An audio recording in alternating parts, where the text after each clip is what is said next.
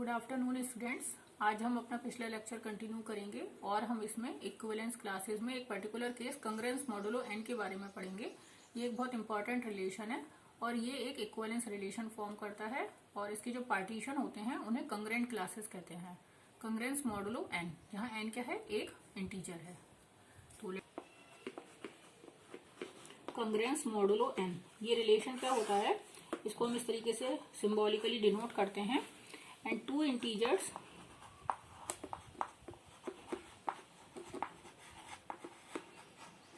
a and b are said to be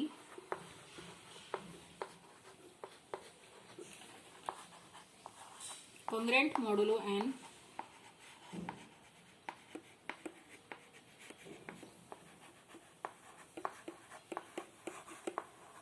if a minus b is divisible by n.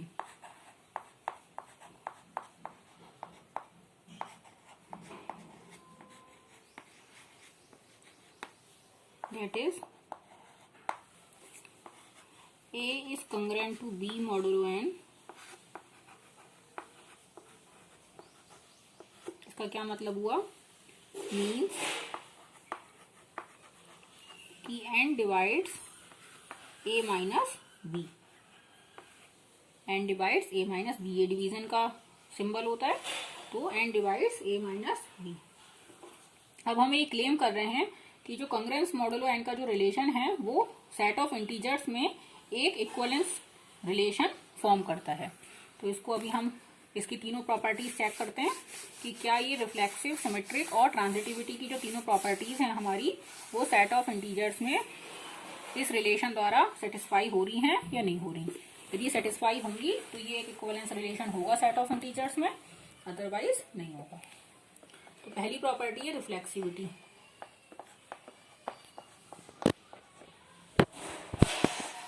तो क्या है कि a is congruent to a modulo n होना चाहिए, है ना, for all a belonging to z, सारे integers के लिए। n कैसा है? पॉजिटिव इंटीजर है, नेचुरल नंबर कह सकते हैं दूसरे शब्दों में हम। For all a belonging to z ये होना चाहिए। तो ये ऑब्वियस है क्योंकि कोई भी इंटीजर n ले लें आप, पॉजिटिव इंटीजर n, वो a माइनस a को डिवाइड कर ही देगा। a माइनस a क्या हुआ? a माइनस a हो जाएगा 0, और n डिवाइड करता है फॉर 0 को तो कोई भी नंबर डिवाइड कर देता है, तो n डिवाइड कर देगा 0 को for all a belonging to z, यानी कि रिफ्लेक्सिविटी यहाँ होल्ड हो जाएगी आराम से। अब है सिमेट्री।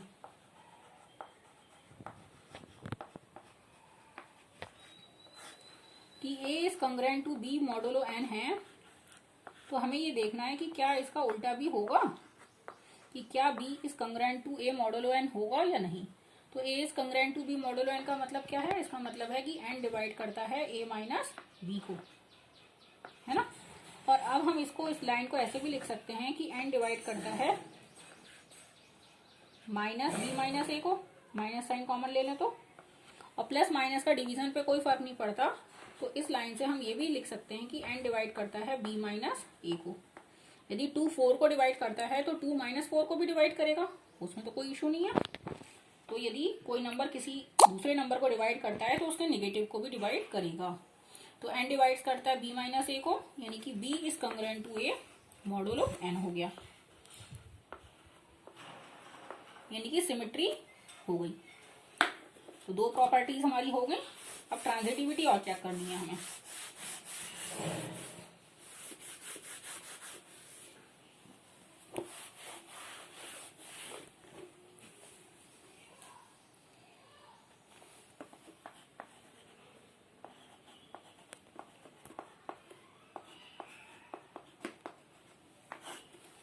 तो हमें ये पता है कि a is congruent to b modulo n है और b is congruent to c modulo n है। तो a और c के बीच में वो रिलेशन एग्जिस्ट करता है या नहीं करता, ये हमें चेक करना है। तो इस पहली लाइन का मतलब हो गया कि n डिवाइड्स करता है a माइनस b को, और दूसरी लाइन का मतलब हो गया कि n डिवाइड करता है b माइनस c को। तो यदि n a माइनस बी को भी डिवाइड कर रहा है और b माइनस सी को भी डिवाइड कर रहा है तो इनके एडिशन को भी डिवाइड कर देगा, है ना। n डिवाइड करता है a minus B plus b minus C को। 2 4 को भी डिवाइड करता है और 2 6 को भी डिवाइड करता है, तो 2 4 प्लस 6 को भी डिवाइड कर देगा, यानी कि 10 को भी डिवाइड कर देगा। ये एक कॉमन सेंस कह लीजिए आप, या एक ऐसी प्रॉपर्टी कह लीजिए मैथ्स की जिसको हम हमेशा यूज करते हैं, वही हमने यहाँ यूज कर ली। तो ये हो जाएगा n डिवाइड करता है a माइनस सी को। या आप इसको जनरली लिखना चाहें, यदि मैथमेटिकली आप इसको लिखना चाहें तो हम कॉमन सेंस की जगह इसको ऐसे लिख सकते हैं कि a minus b is equals to n k1 हो जाएगा for some integer k1, for some k1 belonging to z, और डिवाइड करने से और b माइनस सी बराबर हो जाएगा k2z, n k2 sorry, for some k2 belonging to z। फिर हम इन दोनों को जोड़ दें यदि हम, तो ये हो जाएगा a minus B plus b minus c is equals to n k1 plus k2। मतलब मैथमेटिकली, यदि कॉमन सेंस की जगह यदि हम मैथमेटिकली इस लाइन को लिखना चाहें तो ऐसे लिख सकते हैं, यानी कि n डिवाइड कर रहा है a माइनस सी को, यहाँ से फिर ये लाइन आ जाएगी। ठीक है, तो n यदि a माइनस सी को डिवाइड कर रहा है तो उसका क्या मतलब हुआ, इसका मतलब हुआ कि a is congruent to c modulo n।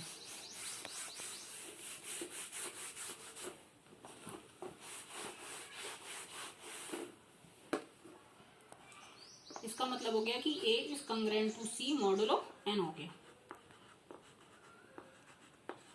यानी कि कंग्रेंस रिलेशन कैसा रिलेशन है, एक इक्वलेंस रिलेशन है, और ये हमारे z को इक्वलेंट क्लासेस में डिवाइड कर देगा, है ना, क्योंकि हर इक्वलेंस रिलेशन जो होता है वो उस सेट को पार्टीशन में डिवाइड कर देता है, और वो पार्टीशन कैसे होते हैं, म्यूचुअली डिसजॉइंट होते हैं, और उनका जो यूनियन होता है वो सबका सेट के इक्वल होता है। तो यदि हमें इक्वलेंस क्लासेस निकालनी हो, इसके पार्टीशन को हम इक्वलेंस क्लासेस बोल देते हैं।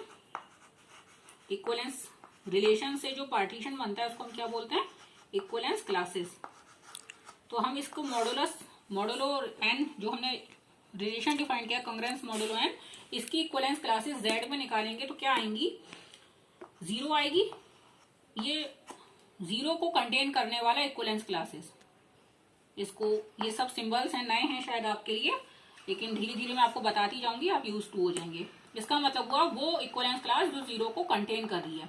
तो उसमें कौन कौन से एलिमेंट आएंगे, जो जिनका 0 के साथ डिफरेंस जो होगा वो n से डिविजिबल होगा, यानी कि ऐसे इंटीजर्स आएंगे जिनके लिए n जो है वो b माइनस 0 को डिवाइड करता होगा। यानी कि कैसे इंटीजर्स आएंगे इसके अंदर, ऐसे इंटीजर्स जो n से डिविजिबल होंगे। यहाँ हम एक जनरल ले लेते हैं, n के केस में भी ले सकते हैं, या हम अभी n को कोई पर्टिकुलर वैल्यू देके लिख लेते हैं पहले।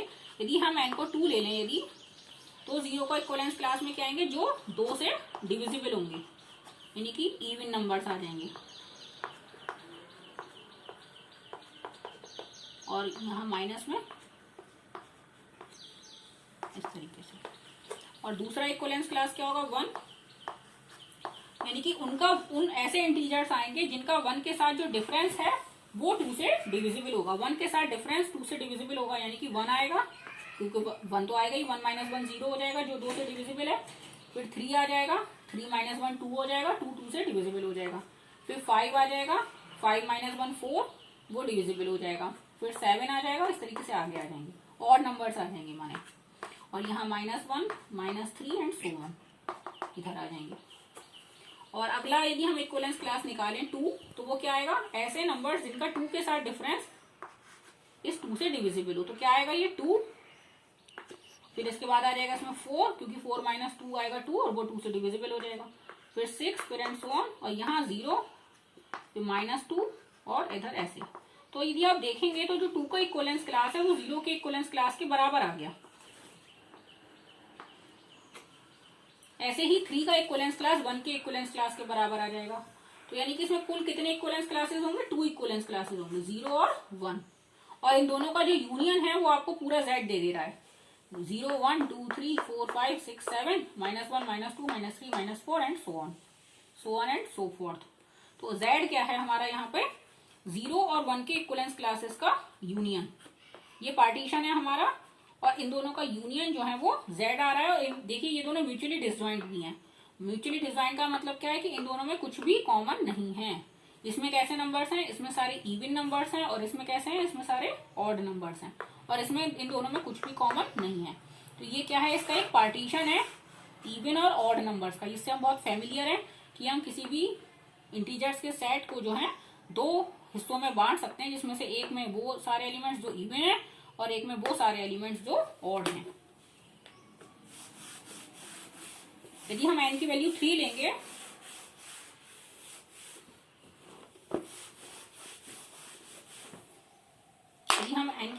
लेंगे तो हमारे कौन कौन से इक्विवेलेंस क्लास आएंगे, एक 0 आएगा, 0 के इक्विवेलेंस क्लास में कौन कौन आएगा, 0 आएगा, और 3 के मल्टीपल आएंगे सारे, 3, 6, 9, -3, -6, सो ऑन। इधर 1 में जिनका 1 के साथ डिफरेंस 3 से डिविजिबल हो, यानी कि इन सब में 1 ऐड कर देंगे तो आ जाएगा।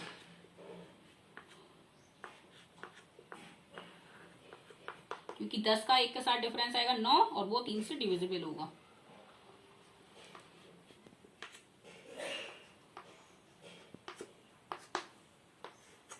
और अगला इक्विवेलेंस क्लास क्या होगा, 2 का, वो क्या होगा, 2, 5, 8, 11 एंड सो ऑन, और यहाँ होगा -1, -4 and so on.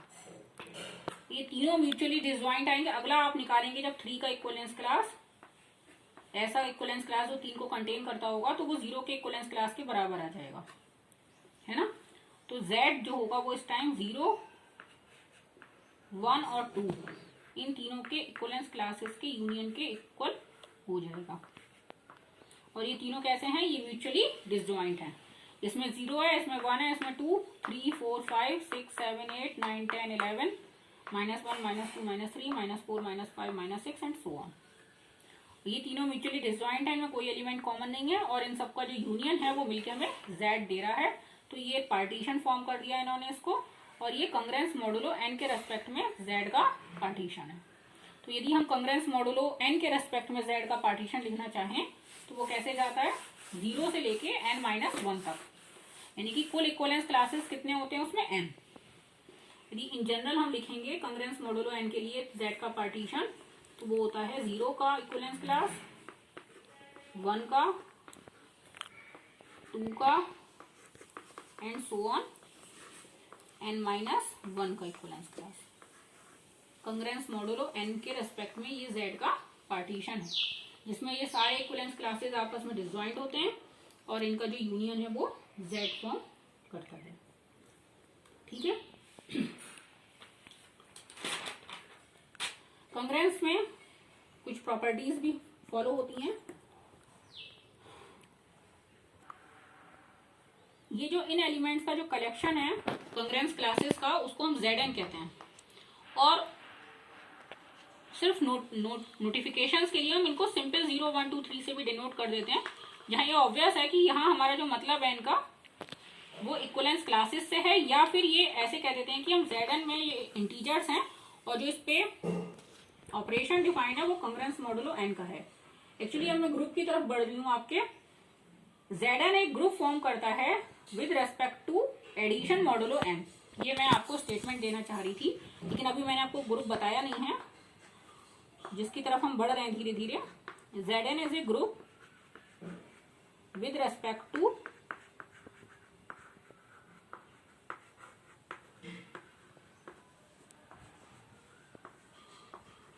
Addition modulo n। Actually maths में सब चीजें एक दूसरे इंटरमिंगल होती हैं। हम एक चीज शुरू करते हैं और फिर कहाँ से कहाँ पहुंच जाते हैं उसको एक्सप्लेन करने के चक्कर में। तो वही है कि मैं आपको अभी कंग्रेंस रिलेशन बता रही हूँ, लेकिन कहीं कहीं उसमें ग्रुप भी आ जाता है, कहीं कुछ और भी आ जाता है। तो अभी हम ग्रुप की बेसिक डेफिनेशन देख लेते हैं। ग्रुप की डेफिनेशन, हाँ, ग्रुप की डेफिनेशन देखने से पहले हमें बाइनरी ऑपरेशन पता होना चाहिए। तो पहले बाइनरी ऑपरेशन देख लेते हैं। बाइनरी ऑपरेशन क्या होता है कि a group is a set with a binary operation star. ये हमारी डेफिनेशन स्टार्ट होगी ग्रुप की। तो फिर उसमें क्वेश्चन आएगा कि बाइनरी ऑपरेशन क्या होता है। तो पहले हम एक बाइनरी ऑपरेशन देख लेते हैं। बाइनरी ऑपरेशन क्या होता है, ये किसी सेट के दो एलिमेंट्स पे लग रहा है। ए और बी यदि किसी सेट जी में बिलोंग करते हैं तो बाइनरी का मतलब होता है दो, बाई का मतलब होता है दो, बाई का मतलब होता है दो। तो दो एलिमेंट्स पे लगता है ये ऑपरेशन ए स्टार बी। और वो जो इस ऑपरेशन की वजह से जो रिजल्ट आ रहा है, जो रिजल्टिंग एलिमेंट आ रहा है, वो जी में बिलोंग करना चाहिए। तो इसको मैपिंग के तौर पे भी आप कह सकते हैं कि स्टार जो होता है वो क्या होती है, असल में एक मैपिंग होती है जी क्रॉस जी से जी में, जी क्रॉस जी से जी में एक मैपिंग होती है। Star is a mapping from set G cross G to G, उसे बाइनरी ऑपरेशन कहते हैं। बाइनरी ऑपरेशन कहलाने के लिए जरूरी क्या है कि जो रिजल्टिंग एलिमेंट है वो जी में ही होना चाहिए। जैसे कि अब ये बहुत थोड़ा कंफ्यूजिंग लग रहा होगा कि मैं क्या कहना चाह रही हूँ, तो मैं थोड़ा सा एग्जाम्पल की मदद से इसको आपको बताती हूँ। जैसे हमारा सेट ऑफ नेचुरल नंबर्स है। सेट ऑफ नेचुरल नंबर्स क्या होता है, प्राकृतिक संख्याओं का समूह। प्राकृतिक संख्याएं कौन सी होती हैं, 1 2 3 and so on. Natural number, set of natural numbers क्या है हमारा, 1 2 3 एंड सो ऑन। तो एडिशन इस सेट पे एक बाइनरी ऑपरेशन है। Addition is a binary operation on N.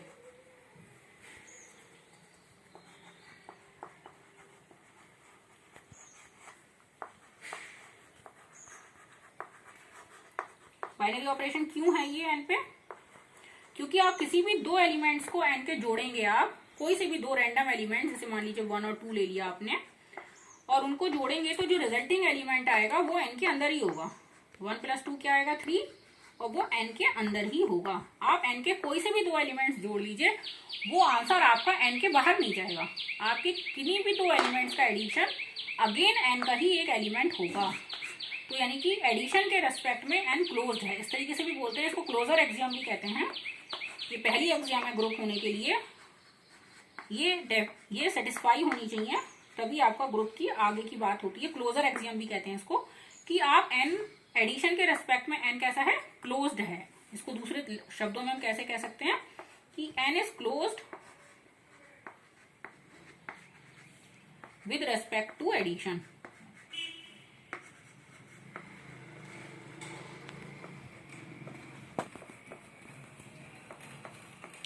अब क्या माइनस इसमें एक बाइनरी ऑपरेशन है, सब्ट्रैक्शन जो हमने पढ़ा है बचपन से अपने, क्या वो सेट ऑफ नेचुरल नंबर्स पे एक बाइनरी ऑपरेशन फॉर्म करता है? तो देखते हैं। देखिए आप, सब्ट्रैक्शन इसमें एक बाइनरी ऑपरेशन नहीं है।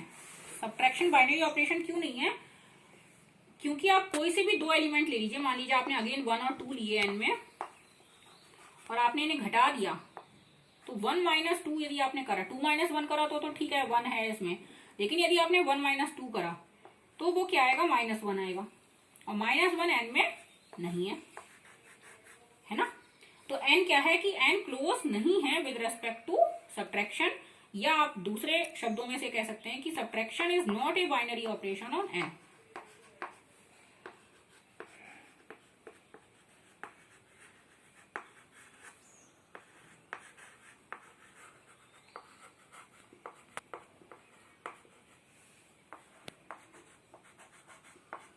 और आप ऐसे कह सकते हैं कि N is not closed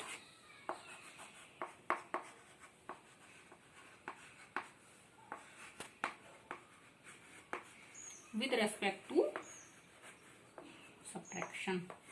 WRT आप समझ रहे हैं, WRT शॉर्ट में हम लिखते हैं मैथ्स में, with respect to, with respect to, इसको हम शॉर्ट में WRT लिख देते हैं। मैथ्स नोटेशंस का नाम है। मैथ्स में हम बहुत लंबी लंबी चीजें नहीं लिखते हैं, हर चीज को हम सिंबॉलिकली कर देते हैं, क्योंकि हम बहुत लंबा लिखने लगेंगे तो बहुत लंबी हो जाएंगी चीजें। देखिए हर चीज का एक सिंबल है, ये डज नॉट बिलोंग टू का, ये बिलोंग टू का, ये विद रेस्पेक्ट टू का। बाइनरी ऑपरेशन के लिए हर चीज के लिए हम एक सिंबल बना देते हैं, क्योंकि मैथ्स जो है वो बहुत प्रिसाइसली काम करती है, कम से कम शब्दों में ज्यादा से ज्यादा बात कहना। तो मुझे लगता है कि अब बाइनरी ऑपरेशन क्लियर हो गया होगा कि ऑपरेशन का आंसर आना ही जरूरी नहीं है बाइनरी ऑपरेशन में, कि वो कुछ आंसर आ गया आपका। वो जो आपका आंसर आ रहा है, जो आपका रिजल्टिंग एलिमेंट आ रहा है, वो उसी सेट के अंदर है या नहीं, ये सबसे मोस्ट इंपॉर्टेंट बात है। यदि वो रिजल्टिंग एलिमेंट आपका उसी सेट के अंदर है then it is a binary operation, और यदि वो सेट के बाहर चला गया then it is not a binary operation. अब आप मल्टीप्लीकेशन और डिवीजन भी चेक कर सकते हैं इसी तरीके से। तो आप देखेंगे कि मल्टीप्लीकेशन जो है वो एक बाइनरी ऑपरेशन है एन में, क्योंकि आप दो नेचुरल नंबर्स को गुणा करेंगे तो फिर से एक नेचुरल नंबर ही आएगा। किसी भी दो एलिमेंट्स की गुणा करेंगे तो आप एन से बाहर नहीं निकलेंगे। और डिवीजन नहीं होगा अगेन, क्योंकि 2 और 3 आपने एन में ले लिए तो 2/3 एक रेशनल नंबर हो गया और वो एन में नहीं है।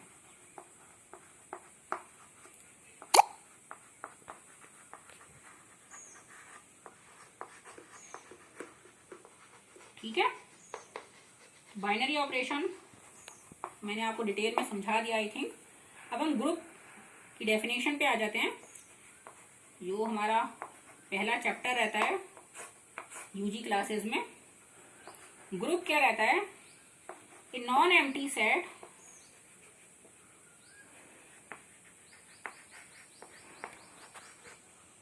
अब तक जो हमने पढ़ा वो सब इसकी फाउंडेशन थी एक तरीके से, जो हम बना रहे थे ग्रुप पढ़ने के लिए। Non empty set G with a binary operation star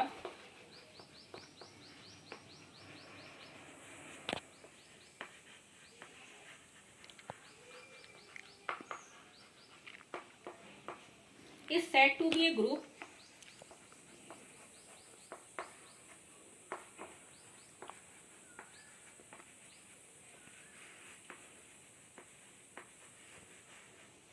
if it satisfies the following axioms.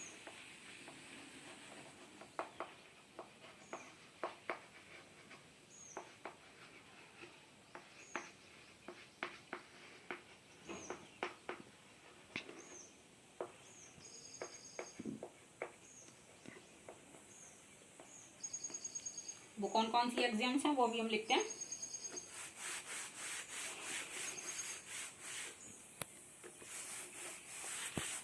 Exam क्या है? Closure. Closure law actually binary operation कहने में ही इंक्लूडेड है। वो बात क्लोजर होना और ये कहना कि बाइनरी ऑपरेशन डिफाइन है एक ही बात है, लेकिन फिर भी हम इसे अलग से एक एग्जाम के तौर पे लिख देते हैं क्योंकि कोई कंफ्यूजन ना रहे। यूजी क्लासेस में एक्चुअली क्या होता है कि थोड़ा सा कंफ्यूजन रहता है चीजों को समझने में, तो हम इसको अलग से एक एग्जाम के तौर पे लिखते हैं जो कि रिडंडेंट है एक्चुअली यहाँ। क्योंकि यदि हमने कह दिया कि एक बाइनरी ऑपरेशन डिफाइन है तो उसका मतलब ऑटोमेटिक यह है कि क्लोजर लॉ वहां होल्ड हो रहा है, लेकिन फिर भी ये ट्रेडिशन है लिखने का इसको एक एग्जाम के तौर पे। तो क्या है क्लोजर लॉ का मतलब कि ए और बी यदि जी में हैं, for any a B belonging to G b belonging to G sorry a star b जो है वो जी में होना चाहिए। वही बाइनरी ऑपरेशन की जो डेफिनेशन थी उसी को इस तरीके से एग्जाम में कहा है। दूसरी है एसोसिएटिविटी।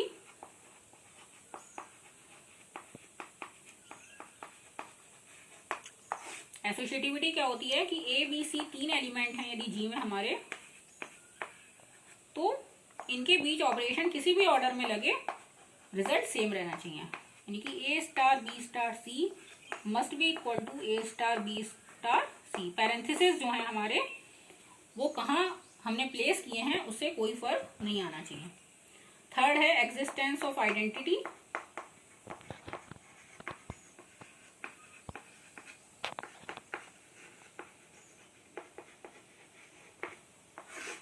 यानी कि there must exist an e, एक एलिमेंट ई होना चाहिए जी में इस तरीके से। इसका मतलब क्या होता है? देयर एग्जिस्ट सच दैट कि E star A is equals to A star E. अब अगेन हम ये सारी डेफिनेशन जो है, जो सारे हमारी एग्जाम्स हैं वो सिर्फ लेफ्ट एग्जाम्स या सिर्फ राइट एग्जाम्स के तौर पे भी कह सकते हैं, लेकिन वो सब पीजी क्लासेस में हो जाता है कि हम सिर्फ लेफ्ट एग्जाम्स लेके चलते हैं और फिर उनकी मदद से हम राइट एग्जाम्स भी प्रूव कर देते हैं। यूजी क्लासेस में इतना नहीं रहता। आप मान सकते हैं कि यदि लेफ्ट और राइट हम दोनों लिख रहे हैं तो वो ठीक है। यानी कि एक आइडेंटिटी एलिमेंट ऐसा होना चाहिए कि हम उसको लेफ्ट से ऑपरेट करें या राइट से ऑपरेट करें तो रिजल्टिंग एलिमेंट अनचेंज रहता है। For all A belonging to G, है ना, फॉर ऑल ए होना बहुत जरूरी है कि ये बात जो होल्ड हो रही है ये जी के सारे एलिमेंट्स के लिए होल्ड हो रही है।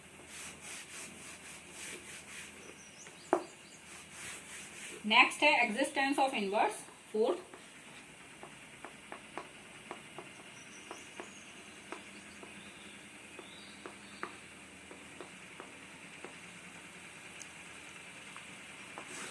यानी कि for every A belonging to G, G के हर एलिमेंट के लिए क्या होना चाहिए, एक ए इनवर्स होना चाहिए जी में। There exist a inverse belonging to G such that a inverse star A is equals to identity is equals to A star a inverse.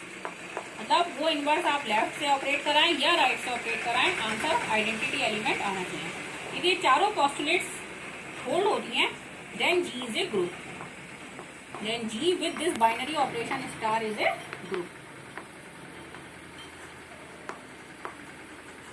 Again एक पांचवी एक्सियम है, कम्यूटेटिविटी भी यदि होल्ड हो रही है, यदि ये भी होल्ड हो रहा है, A star B is equal to B star A for all A B belonging to G, तो उसको क्या बोलते हैं, एबिलियन ग्रुप।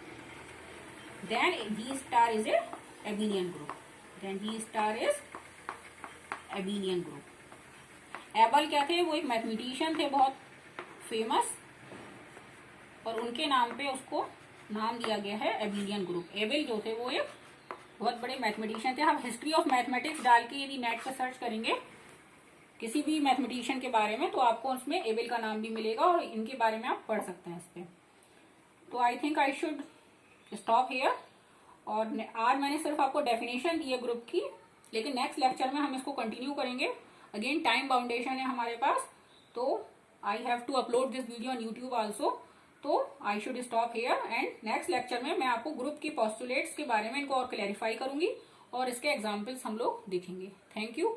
और यदि आपकी कोई भी क्वेरी है तो अगेन आप you can contact me on my WhatsApp number. Thank you very much.